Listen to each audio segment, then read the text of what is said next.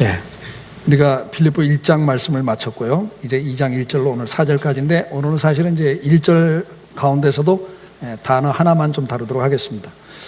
1장 27절에 오직 너희는 그리스도의 복음에 합당하게 생활하라, 이 말은 시민권답게 살아라, 하나님의 백성답게 살아라는 이야기였고, 그 사람이 백성답게 사는 제일 첫 번째 특징은 화목하는 거다. 하나님께서 제일 자주 쓰는 단어, 예수님이 이 땅에 오신 목적이 뭐라고 그랬어요? 화목제물, 화목케 하려 함이라. 하나님이 제일 원하는 건 저와 여러분과 사랑의 교제를 나누는 걸 원하세요. 그걸 위해서 만들었기 때문에 하나님의 사랑을 받고 하나님을 사랑하는 존재로 살기를 원하신단 말이죠. 그래서 하나님과 화목하기 위해서 십자가에서 죽기까지 하면서 우리를 화목케 하셨잖아요. 그러면서 동시에 뭘 원하시냐면 바로 그 사랑을 받은 사람이라면 이웃과도 그렇게 너희가 사랑으로 하나가 되라, 화목해라, 그렇게 이야기를 하고, 에베소서 4장 1절에 가면 부르심에 합당하게 살아라 그렇게 표현하면서 첫 마디가 뭐죠? 성령이 하나 되게 하신 걸 힘써 지키라, 그렇게 말씀을 한다고. 그러니까 여러분들을 가정을 만들어 주시고 교회를 만들어 주시고 이 사회를, 공동체를 만들어 주신 것은 이 공동체를 통해서 하나님의 사랑을 가지고 서로 화목하게 하나 돼서 행복하게 살으라고 만드신 거란 말이에요. 그래서 그걸 제일 원하시고 그렇게 사는 게 하나님 백성답게 사는 거다. 자, 그 다음에 이제 그 백성답게 사는 것이 뭐냐니까 내세를 바라보고 그 내세 신앙을 가지고 이 땅에서 어떤 고난이 오더라도 믿음을 지켜가는 것이 하나님 백성답게 사는 거다. 이제 두 가지를 27절 이하에서 말씀을 했단 말이죠. 그러면서 이제 2장에 넘으면 그러므로 이렇게, 그러므로. 근데 이 그러므로 하면서 연결을 되는데 여기 4절까지 연결은 화목케 하는 것, 그리스도의 마음으로 그 사랑으로 하나 되는 걸 설명을 해요. 그래서 여러분들이 이제 2절에 보면 마음을 같이하여 같은 사랑을 가지고 뜻을 합하여 한 마음을 품어 아무 일에든지 다툼이나 허용을 하지 말고 오직 겸손한 마음으로 각각 자기보다 남을 낫게 여기고 각각 자기를 돌볼 뿐더러 또한 각각 다른 사람의 일을 돌보아 나의 기쁨을 충만하게 하라. 지금 그렇게 말씀을 하고 있단 말이죠. 그러니까 결론은 뭐죠? 자기만을 살피지 말고 다른 사람도 돌아보라는 거예요. 그러면서 그 다른 사람을 돌아보는 게 4절인데 그 돌아보는 내용이 1절이에요. 돌아보는 내용이 뭐라고, 어떻게 돌아보라고 그래요? 그리스도 안에서 권면, 사랑의 위로, 성령의 교제, 긍휼과 자비, 이 네 가지를 설명을 하면서 이런 걸 가지고 너희가 서로 돌아보라는 거죠. 자, 오늘 현대인들이 가장 힘들어하는 것, 고독 아닙니까? 외로움이죠. 외로움. 그래서 외로워서 혼자서 이제 일본에서도 보면 혼자 밥을 먹잖아요. 혼자. 일본 식당 가면 이렇게 혼자서 밥 먹을 수 있도록 마주보지 않고 그냥 주방장하고 이렇게 쳐다보고 이렇게 먹을 수 있도록 이렇게 식탁이 마련되어 있죠. 혼자 먹어요, 혼자. 일본에서는 요즘 새로 나온 직업 가운데 하나가 1시간 동안 대화해주고 얼마 받는가, 뭐 이런 게 생겼어요. 이야기할 사람이 없는 거예요. 왜죠? 현대인들의 특징은 개인주의란 말이에요. 그래서 어떤 사회학자가, 죄송합니다. 어떤 사회학자가 그렇게 표현했어요. 사람들은 자기를 안전하게 보호하기 위해서, 자기를 지키기 위해서 높은 성을 쌓는다. 요즘 말로 스펙을 쌓는 거예요. 그래서 성공, 실력, 물질, 여러 가지 성을 쌓죠. 그걸 쌓아서 자기가 안전하게 보호를 받는다고. 근데 결국은 성을 높이 쌓고 크게 쌓는 만큼 고립이 되는 거다. 현대인의 특징은 뭐냐면 자기가 잘 살기 위해서 많은 수고를 해요. 스펙을 쌓아요. 근데 결론은 뭐냐? 그게 성을 쌓는 것과 똑같아요. 고립이 돼버려요. 그래서 요즘 현대인들의 가장 큰 욕구가 뭐죠? 소통이잖아요. 소통. 이게 벌써 10년 전부터 이미 소통, SNS 얼마나 그걸 통해서 소통해보겠다고 난리를 쳤어요. 근데 소통은 된다고 봤더니 그 안에 비난과 부정과 조롱이 난무하니까 요즘에는 점점 이제 SNS에서 탈퇴를 시작합니다. 그리고 이제는 마음 맞는 사람끼리 밴드 이런 게 또 유행이에요. 서로 통하는 사람끼리만 하자. 막 다 공개해놨더니 뭐 너무 이렇게 막 소통이 안 돼, 오히려. 요즘에 이제 현대인들의 가장 큰 키워드는 힐링. 어떻게 하면 내가 좀 위로받고 치료받고 회복이 될까? 요즘에는 이제 힐링이 또 난리죠. 예. 근데 힐링을 하다 보니까 뭐니 뭐니 먹는 게 중요하다고, 먹는 게 또 난리야. 근데 그거 금방 또 지나가요. 이 사람은 지금 본능적, 기본적인 문제, 근본적인 문제 해결이 안 되면 절대 해결이 안 되거든요. 그래서 이제 중요한 게 뭐냐면, 사람이 어떤 존재인가를 알아야죠. 로마서 12장 4절 5절에 보면, 우리가 한 몸에 많은 지체를 가졌으나 모든 지체가 같은 기능을 가진 것이 아니니 이와 같이 우리 많은 사람이 그리스도 안에서 한 몸이 되어 서로 지체가 되었느니라. 성경은 뭘 이야기합니까? 인간은 하나님이 만드실 때부터 하나님과 사랑의 교제를 나누면서 살도록 만들어놨고, 옆에 있는 사람과 사랑의 교제를 나누면서 살도록 만들어놨다는 거예요. 그래서 사회적 동물이라 그러는 거예요. 혼자서는 살 수 있는 존재가 아니에요. 근데 마귀는 계속 개인주의화 시켜요. 분리를 시켜요. 함께 있지 마. 네가 독립적인 존재야. 너 스스로 언제든지 인생을 살 수 있어. 너는 그런 능력을 가지고 있어. 그러니까 너 혼자 살아가. 네 마음대로 살아. 이게 사탄의 말을 들으면 무조건 망하게 돼 있어요. 불행하게 돼 있단 말이에요. 그 현실을 우리는 보고 있잖아요. 근데 성경은 뭐라고 말해요? 우리는 연결돼 있다. 하나님 중심으로 연결돼 있는 존재들이다. 우리는 지체들이다. 지체라고 하는 것은 모양이 다르고 기능이 달라요. 손은 손노릇만 할 수 있는 거예요. 손이 뭐 눈노릇, 발노릇, 입노릇을 못합니다, 여러분. 그러니까 우리가 어떤 존재인가를 알아야 되냐면, 나는 하나만 잘하는, 잘해봤자 한 2개만 잘하는, 그리고 나머지는 못해. 그걸 빨리 깨달아야 돼요. 제 가깝게 지내던 친구가 서울대학교에서 생물학 박사학위를 받았는데, 그 다시마, 그 세포 하나 연구해서 박사학위를 받았어요. 그래서 내가 이제 뭐 가깝게 지내니까, 야, 뭐 네가 아는 게 뭐 있냐? 박사?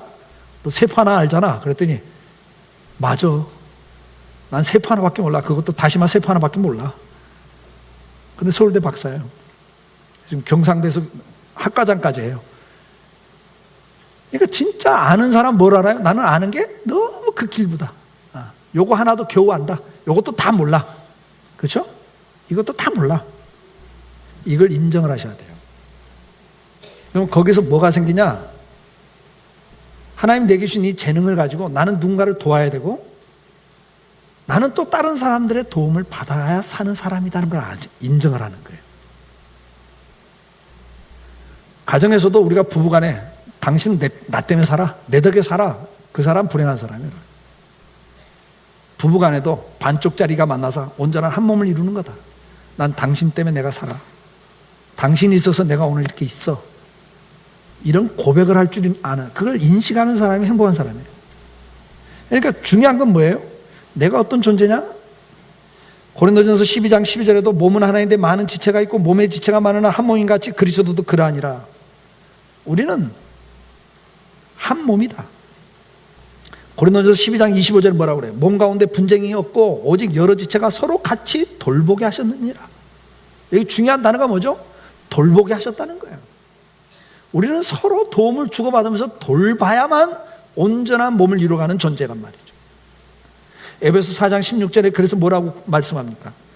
그에게서 온몸이, 예수 그리스도에게서 온몸이 각 마디를 통하여 도움을 받음으로 연결되고 결합되어 각 지체의 분량대로 역사의 그 몸을 자라게 하며 사랑을 스스로 세우느니라. 여러분, 각 지체는 자기 역할만 하는 거예요. 근데 독립적으로 하는 게 아니라 붙어 있으면서 서로 연결돼서 하는 거예요. 나는 내 인생 내가 알아서 살아. 너는 너고 나는 나야. 이 사람 불행해지는 사람이에요. 우리는 서로 간에 붙어 있고 서로 연결돼 있다. 다 연결돼서 살아요, 여러분. 그걸 인식하고 인정해야 돼요. 이 원리 속에서 뭐가 나오죠? 우리는 서로 한 몸으로 붙어 있는 지체들이기 때문에 서로 도움을 주고받으면서 잘한다 그래요. 본인이 잘하고 스스로 세워져요. 손이 나는 몸에서 독립할 거야 하고 떨어지는 순간 이건 흉물 죽는다니까요. 옆에 있는 사람을 항상 그래서 고마워해 하셔야 돼요. 함께 있는 것 자체가 축복이에요. 아멘? 미호도 다시 한번 쳐다봐요. 쳐다보시고 항상 그렇죠. 고맙다고 인사를 하셔야 돼요. 더불어 같이 있어서 고맙다. 그런데 이 관계에서 오늘 첫 번째 뭘 이야기하냐면 권면을 주고받으라는 거예요. 지금 큰 주제는 뭐죠? 그리스도 안에서 서로 화목해라. 화목하기 위해서는 2절에 마음을 같이 하고 같은 사랑을 가지고 뜻을 합하여 한 마음을 품고 그렇게 말씀하는 거죠. 근데 그게 5절에 가면 그리스도의 마음이다 이렇게 설명을 해주잖아요. 자, 그러면서 뭘 하라는 거예요? 서로 권면을 하고 권면을 주고받으라는 거예요. 우리는 권면을 받을 수 있는 사람이 돼야 됩니다. 다시 말하면 무슨 말입니까? 나는 한두 가지만 잘하는 사람, 나머지는 다 몰라, 잘 못해. 그러니까 누군가의 도움이 필요한 사람, 이걸 인식하라는 이야기예요. 그래야 화목하기 시작해요. 자, 그럼 우리는 누구의 권면을 받아야 되죠? 시편 16편 7절, 나를 훈계하신 여호와를 송축할지라 밤마다 내 양심이 나를 교훈하는도다 그랬어요. 하나님이 우리를 훈계하신대요. 권면하신대요. 뭘 통해서? 내 마음속에 양심을 통해서, 내 마음과 생각을 통해서 오늘도 성령 하나님께서 우리를 권면하세요. 훈계하세요. 격려하세요. 이 권면이라는 단어는 권면과 격려라는 단어 같이 쓰는 단어예요. 시편 32편 8절에 뭐라고 그러죠? 내가 내 길을 가르쳐 보이고 너를 주목하여 훈계하리로다 그래. 하나님의 말씀이 이게. 내가 너의 갈 길을 보여주겠다, 가르쳐 보여주겠다. 우리는 내일 일을 모르잖아요, 여러분. 내일 일을 모르는 내가 알아서 살아. 나 알아서 해. 걱정하지 마요. 신경 쓰지 마요. 나 관심하지 마세요. 근데 주님은 그러는 거예요. 야, 너 한참도 모르잖아. 근데 내가 너 갈 길 다 알고 있어. 내가 너 가르쳐 줄 거야. 보여줄 거야. 내가 너한테 관심 있고 주목을 하고 있어. 그래서 너 훈계할 거야. 그럴 때 우리가 어떻게 해야 돼요? 아멘 해야죠. 이걸 못 받는 사람은 인생이 불행해지는 겁니다. 혼란스러워져요. 혼미한 인생을 살게 해요. 그래서 실패와 좌절을 겪을 수밖에 없습니다. 그래서 여러분들이 이 교훈을 잘 받으셔야 돼요. 권면을 잘 받는 사람이 돼야 돼요. 특히 하나님의 권면은 특히 예민하셔야 돼요, 여러분이. 하나님은 오늘 말씀을 통해서 기도할 때 권면하시잖아요. 그래서 여러분 매일 말씀을 읽고 그 말씀을 묵상을 하셔야 돼요. 이 말의 의미가 뭔가, 이 의도가 뭔가 묵상을 하세요. 그리고 기도하세요. 하나님, 내가 오늘 어떻게 살기를 원하십니까? 그때 하나님께서는 성령 하나님이 여러분 마음속에서 생각나게 하고 깨닫게 하신단 말이죠. 보여준다니까요. 이 권면을 받는 사람이 되는 게 축복이에요. 두 번째는 잠언 1장 8절에 내 아들아 내 아비의 훈계를 들으며 내 어미의 법을 떠나지 말라. 4장 1절 아들들아 아비의 훈계를 들으며 명철을 얻게 주의하라. 13장 1절 지혜로운 아들은 아비의 훈계를 듣나 거만한 자는 꾸지람을 즐겨 듣지 아니하느니라. 내 부모를 공경하라 그럴 때 그 부모라는 원어를 보면 어른이란 단어예요. 어른. 꼭 부모만을 말하지 않고 어른들을 말해요. 가정에서도 어른이 있고 사회 나가도 어른이 있고 교회도 어른이 있고. 그래서 어른 말을 잘 들어라. 왜? 해 아래 새가 높다 그 말이에요.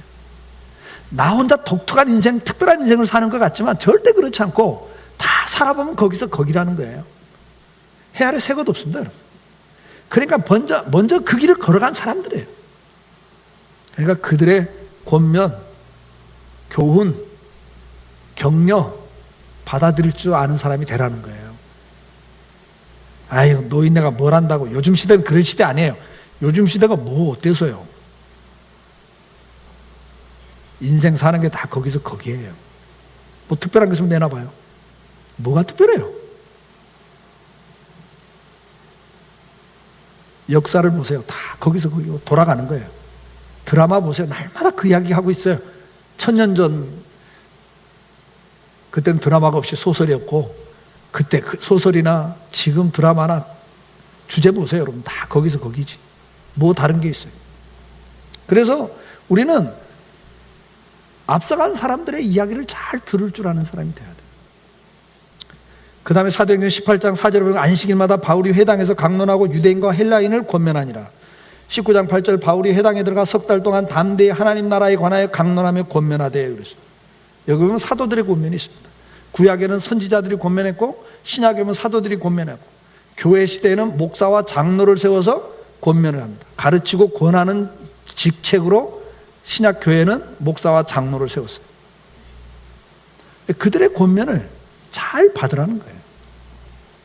여러분들이 보시면 목사가 목사 같지 않고 장로가 장로답지 않아요. 그럴 때가 있어요. 그리고 어느 때는 그러죠. 아니, 저거 뭐 나보다 늦게 이 교회 출석해갖고 어떻게 열심히 하다 장로 된 거지? 내가 너보다 못한 게 뭐 있냐? 경력을 봐도 그렇고 내가 이 교회 오래됐고 사회적인 신분을 봐도 내가 너보다 낫고 지식적으로나 내가 모든 면에 너보다 나은데 내가 네 말을 왜 들어? 그거 보고 우리는 교만이라는 거예요, 여러분. 하나님이 교회 목사나 장로라는 직분을 세울 때는요, 그 사람이 그 직분을 충분히 감당할 수 세우는 게 아니에요. 하나님이 세워놓고 그 다음에 뭐 하시죠?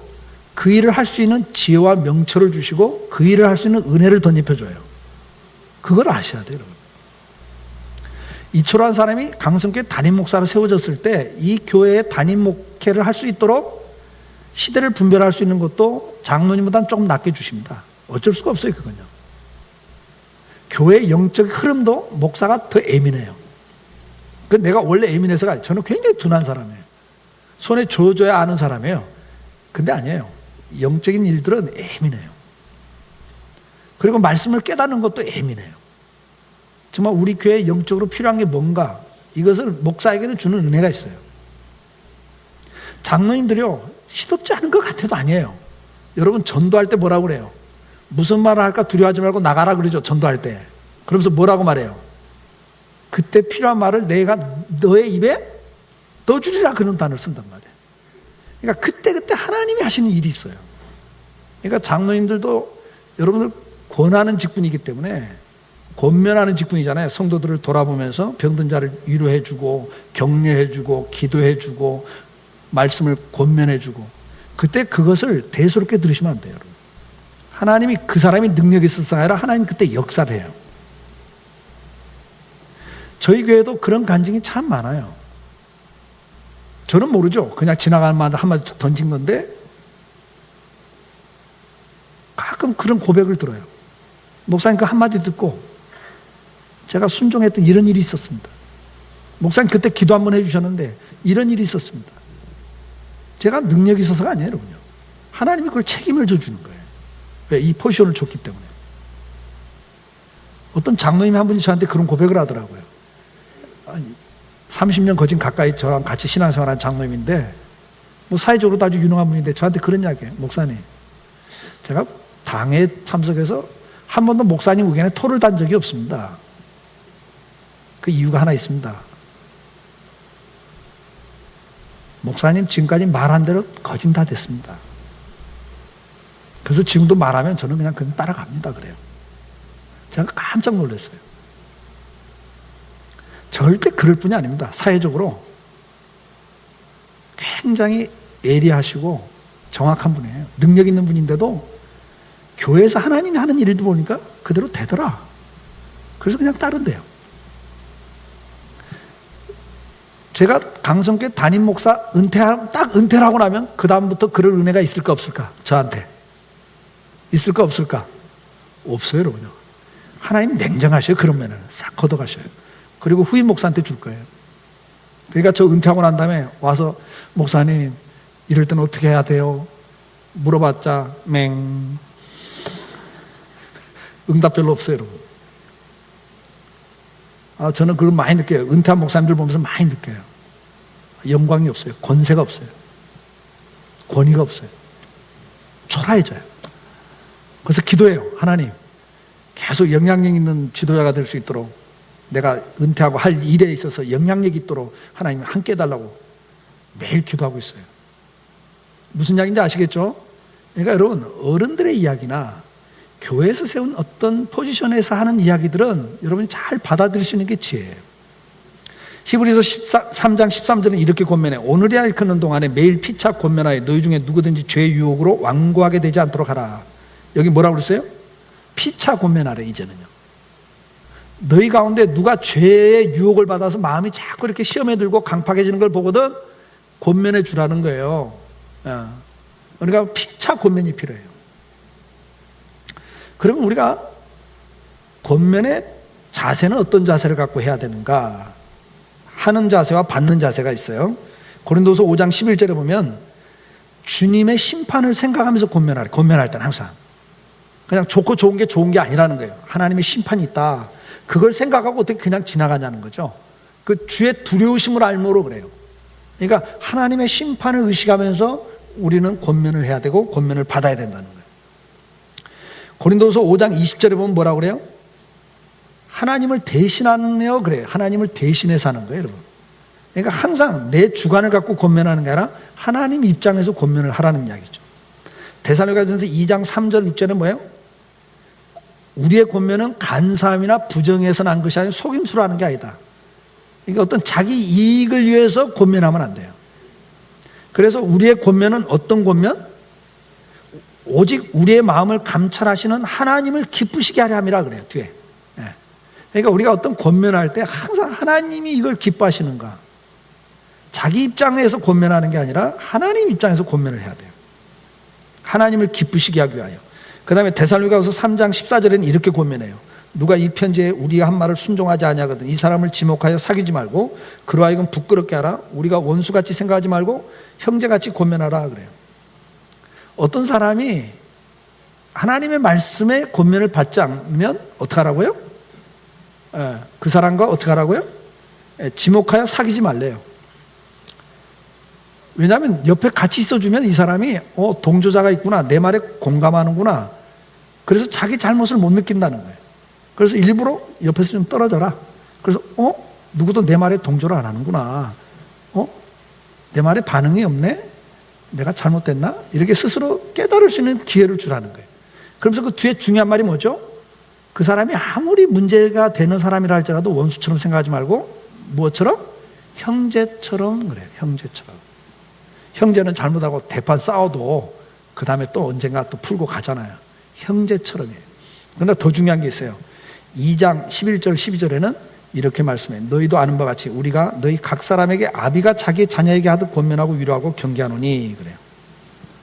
아비가 하듯이 하라는 거예요. 그러니까 아비가 하는 게 뭐죠? 여러분, 부모가 자녀들을 권면해도 튀는 자식들이 있어요. 말 안 듣는 자식이 있어요. 정말 그렇죠? 싸가지 없는 자식들이 있다고. 근데 여러분 진짜는 들여다보면 뭐죠? 왜 튀어요 애들이? 부모가 권면하는데 왜 튀죠? 왜 그걸 거절하죠? 여러분 잘 보세요. 진짜 사랑하는 마음으로 하면 튀지 않습니다. 근데 애들이 보니까 부모가 권면을 하는데 홧김에 해. 애들이 막 뒤로 가. 지가 성질 난 걸 왜 나한테 풀어 막 이런다고요. 그러니까 애들이 느끼는 거예요. 저건 나를 사랑해서가 아니라 지금 딴 데서 화가 난 걸 지금 나한테 화풀이 한다는 거예요. 그걸 받아요, 안 받아요? 안 받습니다. 그래서 오늘 이 권면한 단어는 격렬한 단어를 같이 쓰고 있어요. 여러분요, 원망하면서 부부지간에도 그렇죠. 부부지간에도 권면할 때 당신 이렇게 좀 해요. 왜 이걸 못해? 당신 문제 있잖아. 이러면서 권면하면 받아요, 안 받아요? 솔직히 경험 없어요? 부부지간에도 지적하고 비판하면서 원망하면서 불평하면서 권면하면 그 권면을 받아야 안 받아요? 여러분들은 뭐 인격이 하도 고상해갖고 다 받아요? 어림도 없습니다, 여러분. 그거 그냥 방어 본능이 나와요. 나를 공격한다고 느끼면, 지적한다고 느끼면 방어 본능이 나옵니다. 방어 본능이란 게 나와서 너는 잘하냐? 뭐 이래요.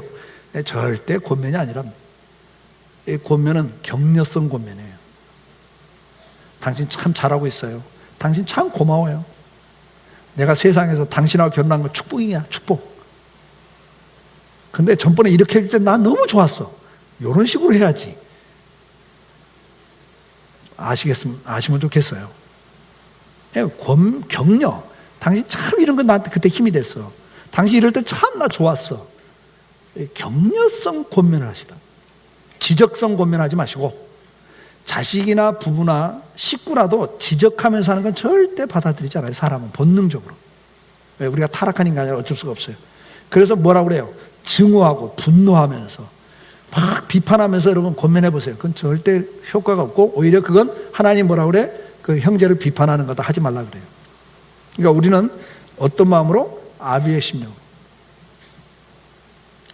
제가 이제 한두 달에 한 번 손녀를 보잖아요. 만나잖아요. 이번에도 이제 휴가로 올라왔더라고요. 그래가지고 이제 호텔에서 휴가를 보내더라고요. 애가 어리고 하니까 못 가고. 그러면서 이제 호텔에서 하룻밤 같이 자는 걸로 방을 얻어놨길래 갔어요. 제가 손녀를 보면 100% 이해했습니다. 우리 손녀가 해달라는 100% 해줘요. 100%가 뭡니까? 막 원하는 것 이상을 해요. 근데 결정적일 때는 엄마한테 가. 이 배신감. 나중에 손주 키우면서 한번 당해봐요. 이거, 섭섭하고 허전하고 말이죠. 짝사랑이야, 짝사랑. 근데 엄마는 애한테 안 돼. 다은아, 그거 안 돼. 인상 쓰고. 하지 마. 막 울어. 엄마가 무서워서 따라가요. 할아버지 할머니는 뭐 반대가 어디 있습니까? 그냥 다 해주는데도 잠잘 때 결정적인 데 엄마한테 가버려요. 왜 그럴까요, 여러분? 얘도 알아요. 걔도 알고 이 깐난 애도 알아. 엄마가 자기를 사랑하는 거 알아. 그러니까 그것은 받아들이더라고요. 여러분, 우리가 권면할 때 마지막 히브리서 3장 13절은 오직 오늘이 일컫는 동안에 매일 피차 권면하여 너희 중에 누구든지 죄의 유혹으로 완고하게 되도록 하라. 매일 우리가 서로 권면과 이 권면을 주고받는 삶이 있어야 됩니다. 저와 여러분은 완벽하지 않아요. 뭘 권면하라고 그러죠? 고린도서 5장 20절. 하나님과 화목하도록 권면하라고 그랬어요. 여러분, 자식들한테 공부 잘해, 좋은 대학 가, 그런 권면하지 마시고 너 하나님과 화목하게 살아라. 하나님 앞에 잘 보여라. 이야기해 주셔야 돼요. 하나님과 화목하면 인생은 되게 돼 있어요. 그러니까 다른 거 자꾸 권면하니까 잔소리밖에 안 되는 거예요. 하나님과 화목해라. 느헤미야 9장 26절은 하나님께로 돌아오라. 데살로니가전서 2장 11절 12절에는 하나님 백성답게 살아라. 데살로니가전서 5장 9절로 11절은 주님 앞에 선 날 영광스럽게 서도록 그걸 권면하라 그랬어요. 데살로니가 5장 14절은 뭐라고 그래요? 게으르지 않도록. 지금 잘하고 있다가 지쳤어. 그러면 옆에서 권면해 주는 거예요. 집사님, 지금까지 정말 집사님 내가 봐도 존경스러운 만큼 잘했어. 어떻게 그렇게 잘할 수 있니? 나 이제 지쳐서 나 그만할래. 그럴 때 집사님, 한 번 더 한번 해보자 우리. 내가 있잖아. 나를 봐서라도.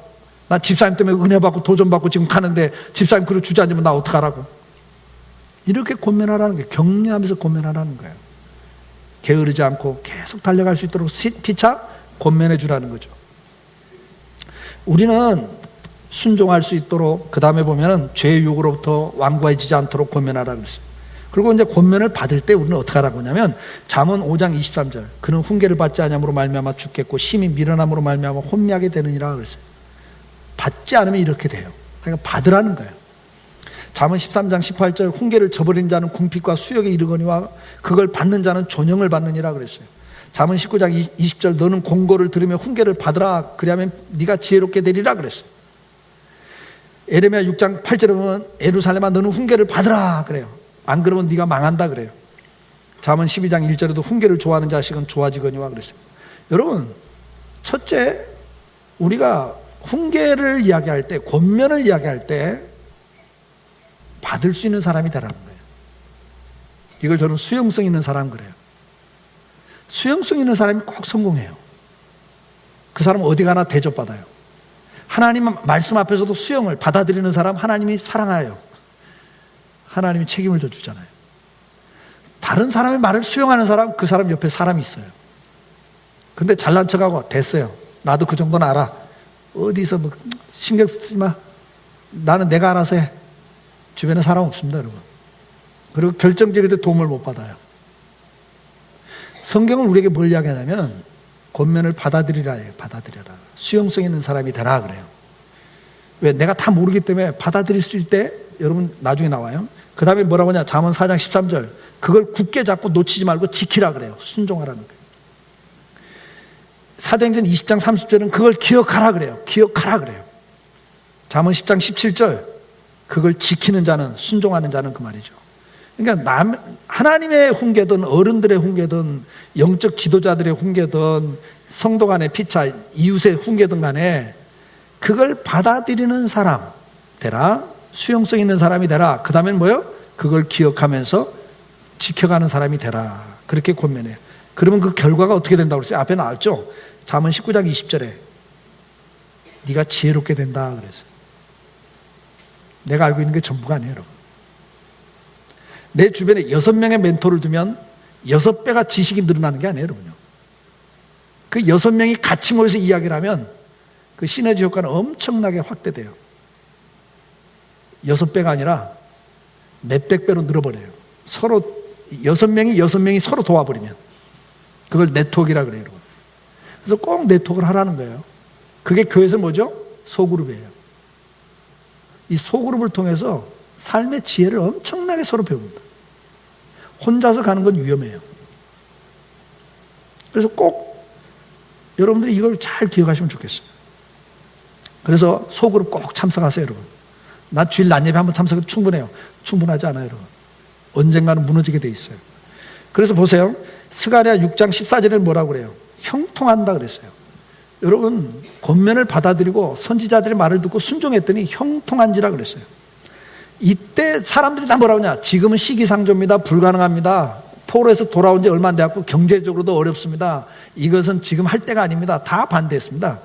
근데 하나님 말씀을 듣고 순종했더니 되더라는 거죠. 형통이 와요. 잠언 13장 18절에 뭐라고 그랬어요?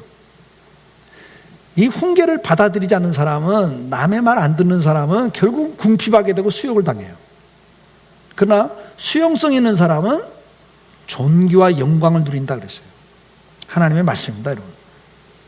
사도행전 15장 30절은 굳게 세워진다고 그랬고, 잠언 6장 23절은 생명의 길을 간다 그랬어요.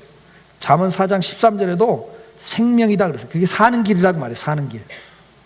남의 말을, 하나님 말씀을 잘 받아들이는 사람은 그게 사는 길이다. 자, 우리는 권면을 부인하는 시대 속에 누구의 간섭도 싫어하는 시대를 살아가고 있습니다. 그러나 누군가의 도움이 필요한 것은 저와 여러분들입니다.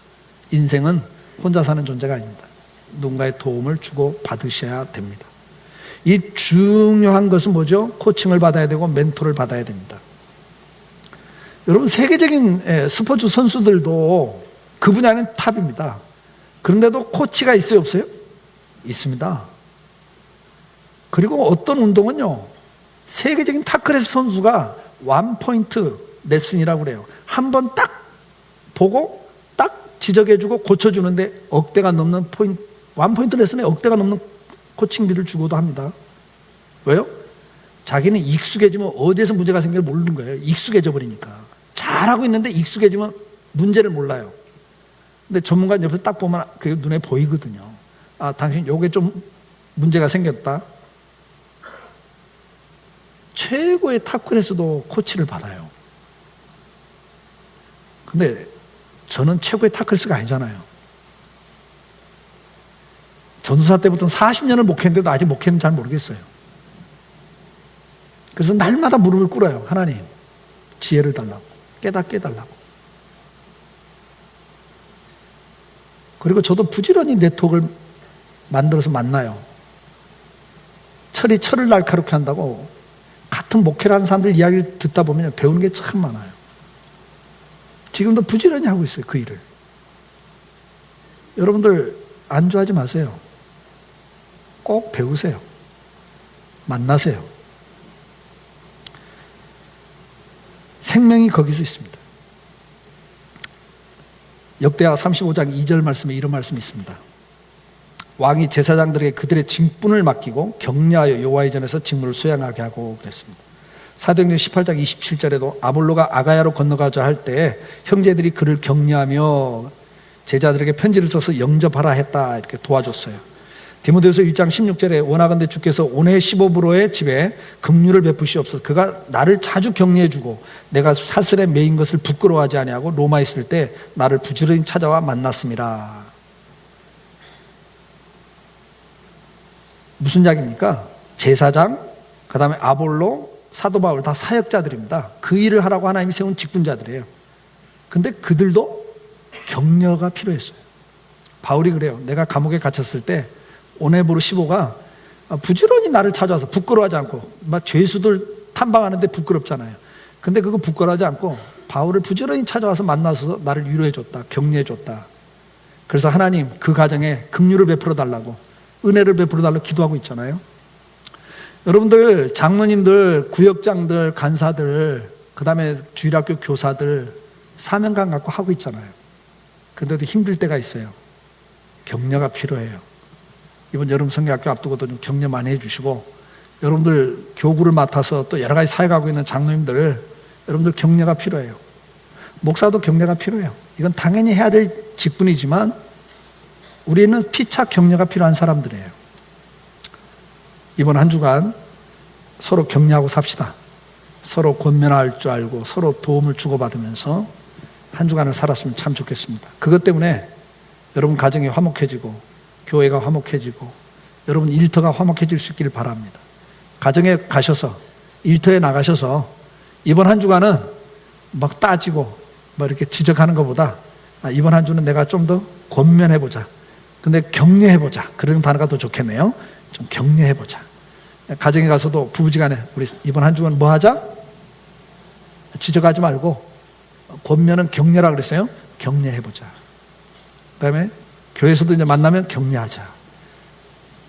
월요일날 출근하셔서 이번 주 휴가 주간인데 어쨌든 휴가 가서라도 서로 만나는 사람 격려하셔서 여러분 때문에 여러분 속한 그 공동체가 화목해질 수 있고 행복해질 수 있기를 주의 이름으로 축복합니다.